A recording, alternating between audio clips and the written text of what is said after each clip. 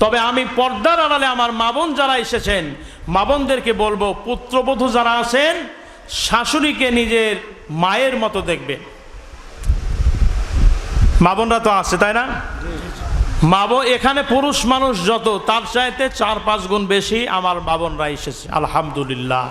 মা বোনদের বলবো, আপনার শ্বশুর শাশুড়িকে নিজের মার মতো, বাবার মতো দেখবেন। আর শ্বশুর শাশুড়ি যারা আছেন নিজের পুত্রবধূকে নিজের মেয়ের মতো দেখবেন। অনেক শ্বশুর শাশুড়ি আছে জাল্লাদের মতো। কেমন?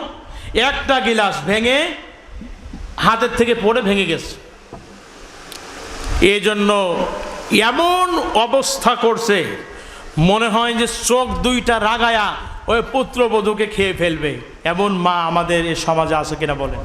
তবে মনে হয় না, না থাকাই ভালো, দোয়া করে যেন না থাকে।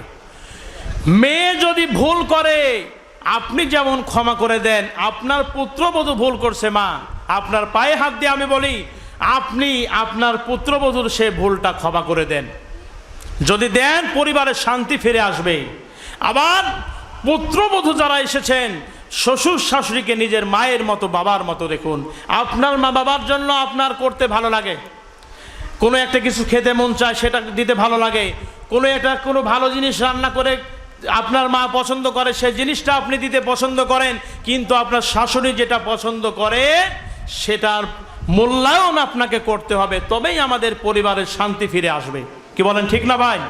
যুবক তরুণ যারা এসেছেন, যাদের বিয়ে হয়েছে, তাদেরকে আমি বলবো, আপনি আপনার মা বাবার খেদমত যথাযথভাবে করবেন। রাসূলুল্লাহ কিন্তু খেদমত করেছেন, তার দুধমা হালিমা খেদমত করছেন না?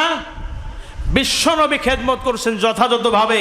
এবং একদিন দুধমা হালিমাতু সাদিয়া যখন আসলেন, রাসূলুল্লাহ তার গায়ের চাদর মুবারক বিছায়া দিলেন, তিনি বসলেন, আলোচনা করলেন। তিনি যখন চলে গেলেন, রাসূলুল্লাহ দাঁড়ায় গেলেন। সাহাবায়ে কেরাম বললেন যে, হে রাসূল, এই বৃদ্ধা মেয়ে লোকটাকে, যার জন্য স্বয়ং রাসূল দাঁড়িয়ে যায়, গায়ের চাদর মুবারক বিছায়া দেয়। রাসূল বললেন, আমার মাকে তো আমি তার স্নেহ, তার ভালোবাসা, তার মহব্বত তেমন আমি পাই নাই, তার দুধ আমার কিসমতে জুটে নাই। যার দুধ খেয়ে কোলে পিঠে চড়ে আমি বড় হয়েছি, এটা আমার দুধমা হালিমাতু সাদিয়া। তোমরা কি মনে করো আমি তার জন্য আমি দাঁড়িয়ে যাব না? আল্লাহু আকবার। হুমা জান্নাতুকা ওয়া নারুকা, মা বাবা তোমার জান্নাত, মা বাবা তোমার জাহান্নাম। সুতরাং মায়ের সঙ্গে বাবার সঙ্গে খারাপ আচরণ করা যাবে না। চোখ রাগায়া, উচ্চ বাচ্চ বলে, তুচ্ছ তাচ্ছিল্য করে, বুড়া মরে না কেন, বুড়ি মরে না কেন, এই সমস্ত কথা মা বাবার জন্য বলা যাবে না। উফিউ ওয়ালা তানহারহুমা ওয়া কুল্লাহুমা কওলান কারীমা। আল্লাহ পাক বলছেন, এমন কোনো আচরণ করো না যে আচরণে কষ্ট পেয়ে তোমার মা অথবা বাবা এই শব্দটা করে। এমন কোনো আচরণ মায়ের জন্য, বাবার জন্য খবরদার করো না। অকুল্লাহুমা কওলান কারীমা, সম্মানজনক আচরণ তাদের জন্য তোমরা করো। এজন্য আপনার বাড়িতে আপনার মা, আপনার বাবা বৃদ্ধ হয়ে গেছে, বৃদ্ধা হয়ে গেছে, শরীরের চামড়াগুলি গুটায়া যাচ্ছে, দাঁতে ময়লা, চোখের কোণায় ময়লা, কানে শুনতে পায় না, আগের মতো কর্ম করতে পারে না। এজন্য ওই মাকে, ওই বাবাকে যেন তুমি গালি দিও না। যদি দাও, তোমার জীবন ধ্বংস হয়ে যাবে, নষ্ট হয়ে যাবে, কপালটা নষ্ট হয়ে যাবে। তুমি যদি ছাত্র হও, তোমার সেই পড়াশোনার বরকত নষ্ট হয়ে যাবে।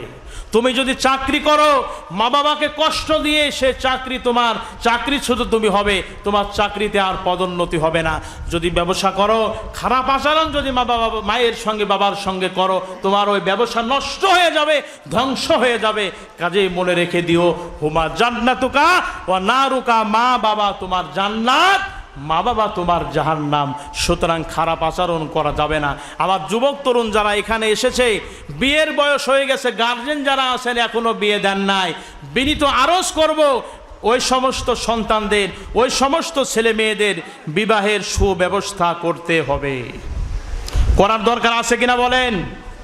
করার দরকার আছে কিনা? অনেক গার্জেন বলে যে, হুজুর, ছেলে তো কোনো কর্ম করে না, কি খাবে, তার খাওয়া কি খাবে, স্ত্রীকে কি খাওয়াবে?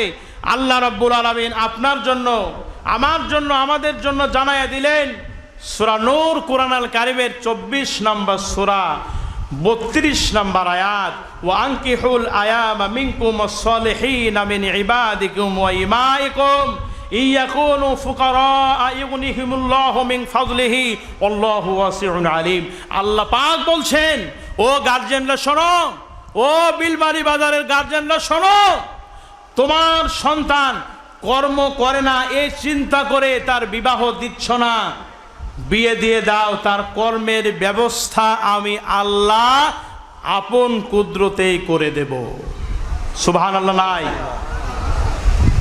ইয়াকুন ফুকারা ইউগনিহিমুল্লাহু মিন ফাদলিহি, সে যদি গরিব হয়, দারিদ্র হয়, আমি আল্লাহ আপন কুদরতে তাকে সুপ্রতিষ্ঠিত করে দেব। এ দায়িত্ব আমার হাতে। এ দায়িত্ব কার হাতে? সুতরাং এই ব্যাপারে গার্জিয়ানরা ভূমিকা পালন করবেন।